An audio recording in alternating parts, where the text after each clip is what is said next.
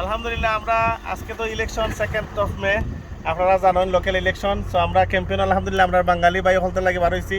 আমরা এলজি কোয়ার্ড খালেদ মোশাররফ আর তা ছিল আমরা রওশনউদ্দিন এবং আমরা পুলিশ ক্রাইম কমিশনার ক্যান্ডিডেট আমরা মুশতাক রহমান তারা লাগে আমরা ক্যাম্পেইন করলাম এবং ভোট আর হলতে আমরা হইয়া দিলাম যাতে ভোট দেন গিয়া রাইট টাইমও সকাল সকাল সবে ভোটও যাইতা আর লগে আইডি কার্ড লইয়া যাইবা ভুলবা না।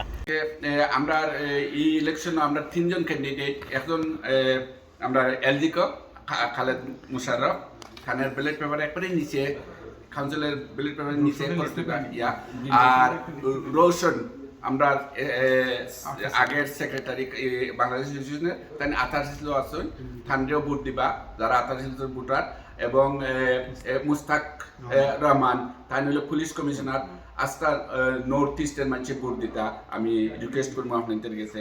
এরা আমরা বাঙালি লাগি কাজ করা স্পেশালি কইছেন তারা। Thank you very much.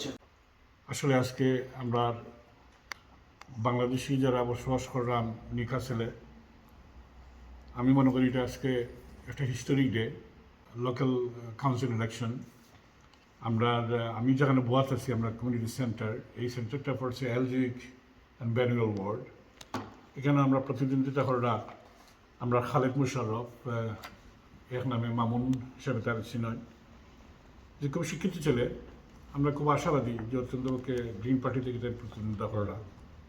তো আমরা বাংলাদেশি যারা বসবাস করি এখানের মধ্যে আমরা অনেক ক্ষেত্রেই আমরা লোকাল কাউন্সিল ইলেকশন, লোকাল কাউন্সিলের যে বেনিফিটগুলো আমরা তো অধ্যুষিত এলাকায় গান আমরা ভেরি ইম্পর্টেন্ট আমরা রিপ্রেজেন্ট করা কারেক্টলি ইন দ্য কাউন্সিল।